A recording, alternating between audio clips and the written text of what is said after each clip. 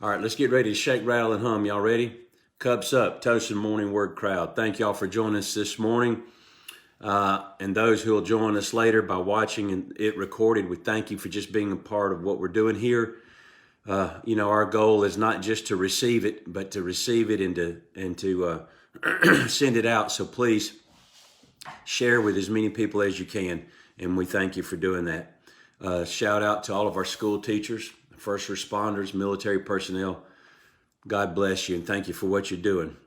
And a special prayer for all those in the path of this storm and Hurricane Ida, and for those that are remaining in Afghanistan. Our prayers are with you. This morning, our morning word is Jacob's trouble. Now, what does that mean? Jacob's trouble. Look at Jeremiah chapter 30, verse 7. Okay? Alas, for that day is great, so that none is like it. And it is the time of Jacob's trouble, but he shall be saved out of it. It is the time of Jacob's trouble. Now, you have heard the phrase tribulation, the time of the tribulation, and that it's historically and traditionally been referred to as a 7-year time. Basically, God's finishing up his work on the earth. And this is particularly weird. This is why I want to draw your attention to it. The 7-year tribulation has its focus, redemptive focus, on the Jewish people. But God's going to redeem them through trouble. In other words, it'll be through war and hardship that God brings his people to faith in him. Now, I don't have time to go into this really in depth, but I'm going to try to track along the line so you guys can stay with us. It's referred to as Jacob's trouble. Jacob was the name of the sons of Abraham, Isaac, Jacob. Jacob was the father of the 12 tribes. And Jacob, God changed his name to Israel. So we could literally say the time of Israel's trouble. When it says Jacob's trouble, it means Israel's trouble. Now, if you'll follow me over to Daniel chapter 9, Daniel had been in exile for his entire life practically. He went as a young teenager into Babylon and in captivity and stayed there the entire 70 years before they were allowed to go back by decree, which we're going to read about here, of Cyrus, king of Persia, a decree that the Jews could go back and rebuild their land. God gave Daniel a vision of the coming great civilizations, world empires, beginning with the Babylonian Empire and progressing down to the last day empire represented by the toes of the statue that Daniel saw in his vision, 10 toes made of iron and clay. So God gave Daniel a vision literally of the end times, and you and I cannot understand the end times as taught to us through the New Testament scriptures without the backdrop or the foundation of the Old Testament, all right? And that's where people get into a little bit of a bind, all right? So let's look at Daniel's vision in Daniel chapter 9, and let's go to verse 20. Now, while I was speaking, this is Daniel, praying and confessing my sin and the sin of my people Israel, and presenting my supplication before the Lord my God for the holy mountain of my God. Yes, while I was speaking in prayer, the man Gabriel, whom I had seen in the vision at the beginning, being caused to fly swiftly, reached me about the time of the evening offering. And he informed me and talked with me and said, O Daniel, I have now come forth to give you skill to understand. At the beginning of your supplications, the command went out, and I have come to tell you, for you are greatly beloved. Therefore, consider the matter and understand the vision. Now, here's the vision. God has sent an angel to give Daniel understanding of a vision of the future for Israel. That's what he's talking about up here in verse 20. 70 weeks are determined for your people and for your holy city. Who's your people?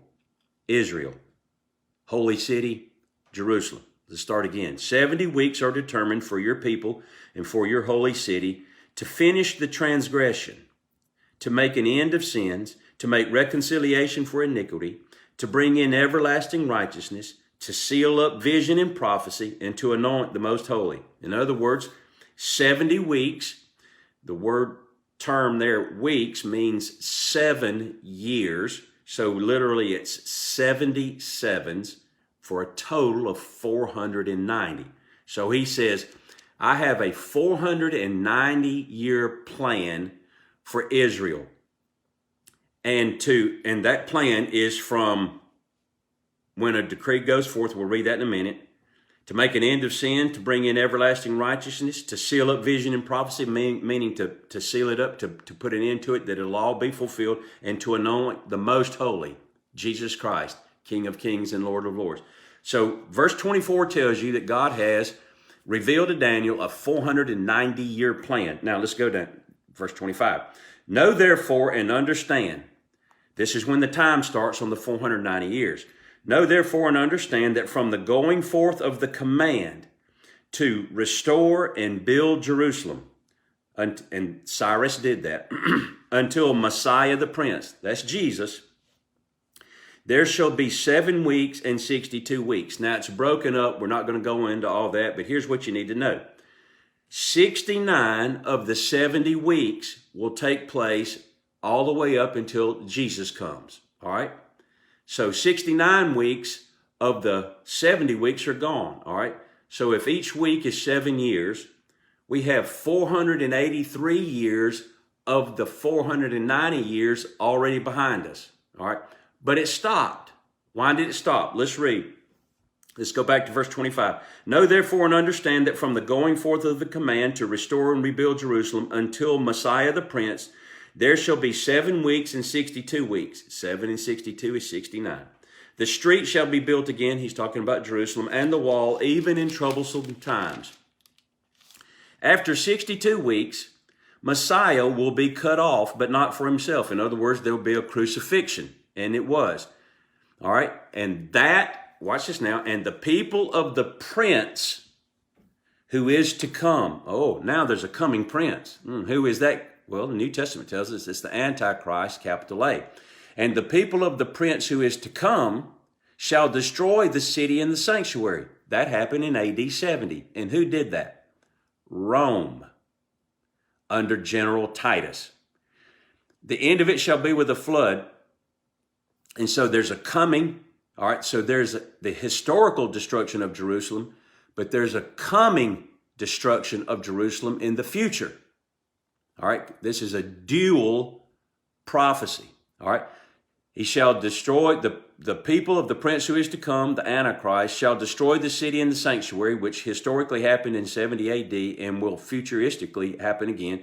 The end of it shall be with a flood. Until the end of the war, desolations are determined. Now, all right,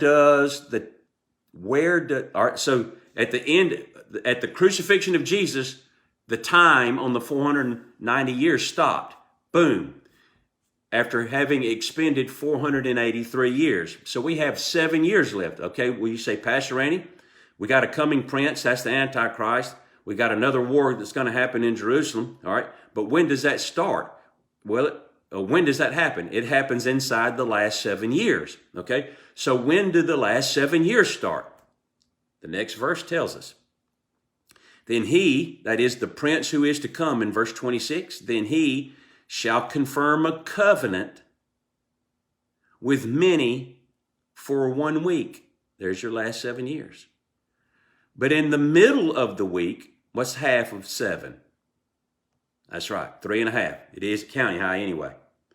But in the middle of the week, 3.5 years, he shall bring an end to sacrifice and offering, and on the wing of abominations shall make one who makes desolate, even until the consummation, which is determined, is poured out on the desolate. So there's going to be, at 3.5 years, there's going to be the breaking of the covenant and the abomination of desolation. Well, we read that. That's in Matthew chapter 24. In Matthew chapter 24, in verse 15, It says, therefore, when you see the abomination of desolation spoken of by Daniel the prophet.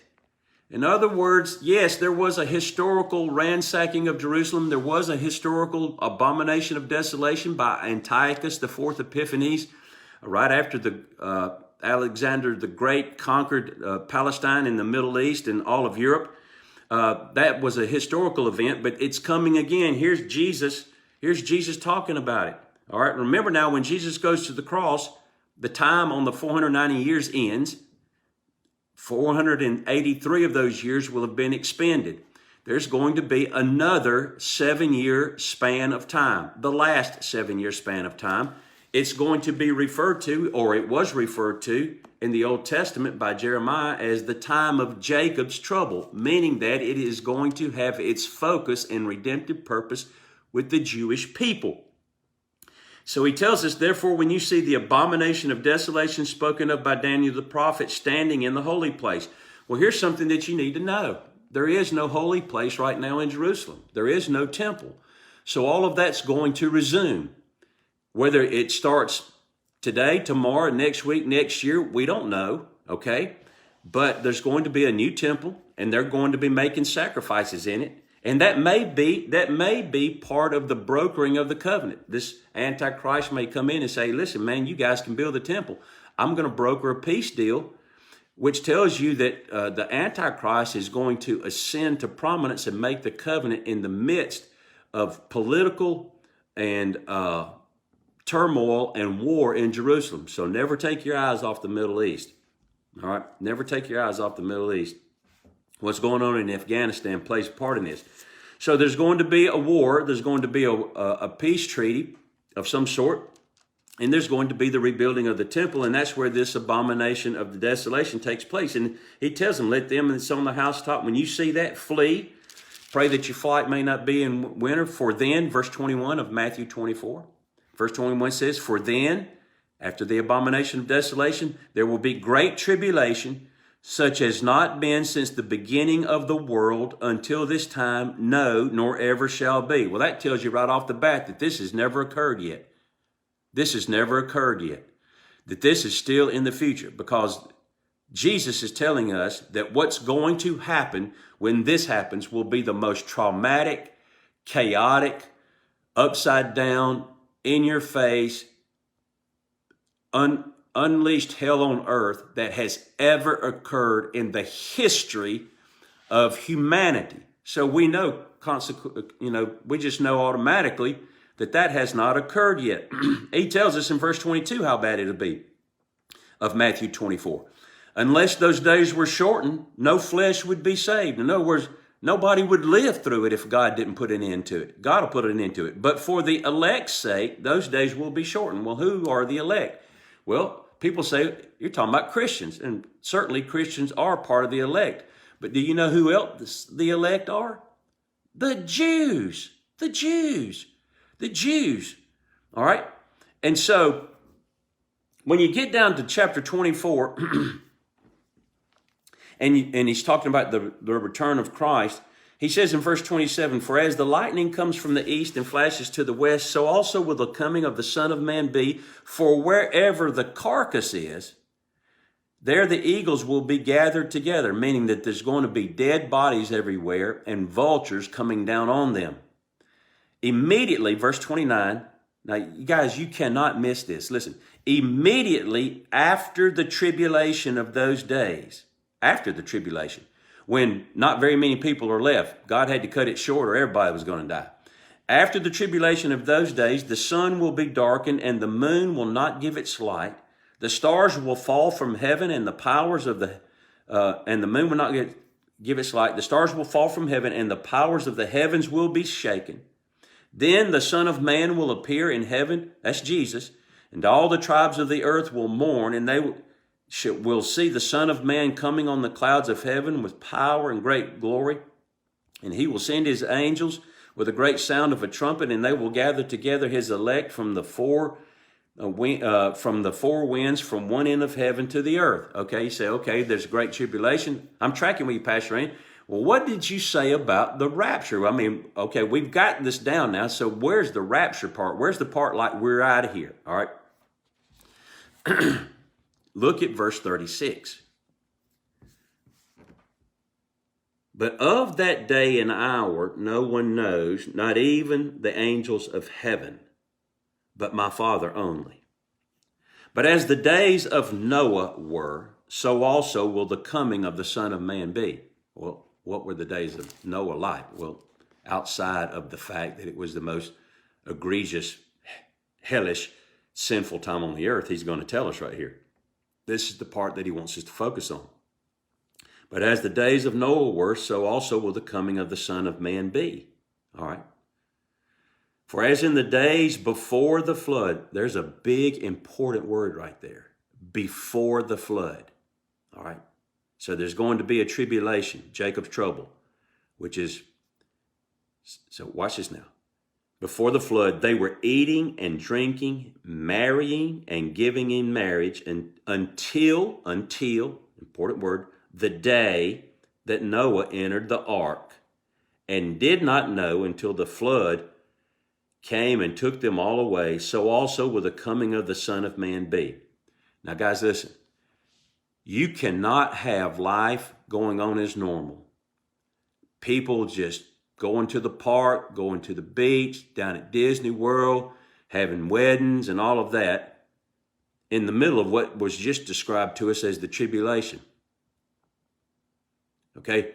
During the time of the tribulation, the great tribulation that Jesus said, such has not been since the beginning of the world until this time, no, nor ever shall be. And unless those days were shortened, no flesh would be saved, but for the elect's sake, those days will be shortened. Guys, listen, you don't have that going on and life be normal. It says Jesus is coming back. In the previous verses, it says he's coming back before. At the end of the tribulation, and there's going to be dead bodies laying everywhere, and the vultures are going to be descending on them. That's when he's coming down out of the air to the earth. But then he comes down here and he says, but of that day and hour no one knows, not even the angels of heaven, but as it was in the days of Noah, so shall it be in the coming of the Son of Man. In other words, when the flood came upon the people of Noah's day, it was a complete, unanticipated surprise. A complete, unanticipated surprise. They go, no way it's going to happen today. They didn't even think anything was going to happen, period. And that's when the rapture happens. Now let's go over, last place, Romans chapter 11. Romans chapter 11 is talking about Israel has been taken out of the vine because of their unbelief. When did that happen? At the crucifixion of Jesus. By and large, the Jewish nation rejected Jesus. That's when their branch was broken off. And the Gentiles, beginning over in Acts chapter 10, when Peter was sent to Cornelius' house, from that point forward, the focus, not the focus, but the impetus of people being saved from that point forward were all Gentiles. There were very few people that were Jewish being saved. Even to this day, there's still a few people being saved that are Jewish. But what you're looking at today in the world is a Gentile church, not a Jewish church, a Gentile church. All right. So, but God tells us in Romans 9 and 10 that the Jews are going to be regrafted in. When? During the time of Jacob's trouble. During the Great Tribulation. God's going to bring the nations against Israel in a war. Going to be a peace treaty brokered. And in the middle of all this, the gospel is going to go forth from the Jewish nation, and many Jews are going to be saved. That's what's going to happen in a nutshell. It's a lot of teaching in there, but in a nutshell. But look at this verse. I want you to go down to verse 23. And it's taught in Romans chapter 11. And they also, talking about the nation of Israel, the entire nation of Israel, and they also, if they do not continue in unbelief, will be grafted in.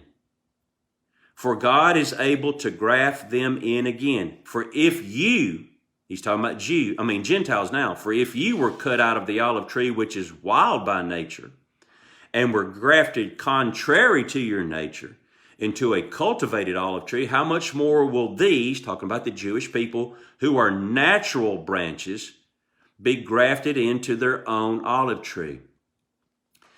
Important verse here, verse 25, Romans 11. For I do not desire, brethren, that you should be ignorant of this mystery. Good God, there the word is again. We've talked about the mystery of lawlessness. Now here's the mystery of the Jewish people. That you should be ignorant of this mystery, lest you should be wise in your own opinion. And that's what a lot of Gentiles are today, wise in their own opinion. They think God is done with the Jewish people. But here's what he says, that blindness, spiritual blindness is what he's talking about. In part, not all of them, there's still a few receiving Christ. That blindness in part has happened to Israel until the fullness of the Gentiles come in. Meaning that God's going to save all the non-Jewish people. So that sounds like something's going to happen, right? Until the fullness of the Gentiles come in, and so all Israel will be saved, as it is written. Here we go. The deliverer will come out of Zion. He will turn away ungodliness from Jacob. There is Jacob's trouble. For this is my covenant with them. God has a covenant with the Jewish people. I'm going to say it again. God has a covenant with the Jewish people through Abraham. A blood covenant. I'm going to say it again. God has a covenant with the Jewish people. The new covenant, okay, that Gentiles have with God through Jesus Christ has not nullified this covenant that God has made with the Jewish people. He's going to take them because he has a promise with them. He's going to bring them into the new covenant. God made a promise, that's a covenant, with the Jewish people that he will bring them into the new covenant. That's where the relationship we're in with God in Christ. Watch this now. For this is my covenant with them when I take away their sins. And then I'm going to read verse 28. Concerning the gospel, that is the new covenant, they are enemies for your sake. Meaning that when the Jews rejected Christ, that's when the gospel turned towards the Gentiles. So basically, you and I are the benefactors of the Jewish unbelief. But concerning, remember a while ago when we were talking in Matthew 24 about the elect? All right, I'm going to start verse 28 again so I can read it without stopping. Concerning the gospel, they, the Jews, are enemies for your sake. But concerning the election, meaning they are elected, they are beloved for the sake of the fathers. That's Abraham, Isaac, and Jacob. Game, set, and match. So guys, let me just kind of sum it up here for you really quickly because I know you guys got to get to work. The time of Jacob's trouble is this last 7 years out of the 490 years. 483 years from the time that Daniel received this vision and the decree was made for the Jews to leave Babylon and go back and rebuild the temple and rebuild Jerusalem. 483 years have expired. That time stopped at the crucifixion of Jesus. From that point forward, the time of the Gentiles began. You are looking at, and we are experiencing, a predominantly Gentile church. But God has a time that he's going to graft the nation of Israel back into its own olive tree with the Gentiles so that there will be one tree, one vine, one Lord, one God, one faith, one church. He's going to do that during the last 7 years called the time of Jacob's trouble. The ones that the Jews will be fighting will be the Antichrist and his forces. Jesus will come back at the end of that great tribulation to the earth to rule and reign on the earth, as King David did from the city of Jerusalem. That's when Jesus is coming back to the earth. But we've already read previously on previous mornings that Jesus is coming back in the air for his church, the Gentile bride, okay? That's called the rapture, the catching up of the saints. When he comes back to the earth at the end of the tribulation, we're going to be with him. And the Jews who have been grafted in will now be one. There will be one people, one Lord, one faith. That's how Pastor Randy and traditional dispensationalists interpret end time events. In a nutshell, there's many, many hours and weeks and pages and books of teaching in there, but that's the Cliff Notes summary of it. All right, we're going to jump off this topic next week or this week and give it a rest. But I just wanted to bring an end to it by wrapping it up, by helping you see from the Old Testament and the New Testament how there's a syncretism or a blending together of the Old and the New Testament, the fulfillment of prophecy, the tribulation, the Jews coming to faith, and the end times. That's what it's called, the time of Jacob's trouble. That's the tribulation.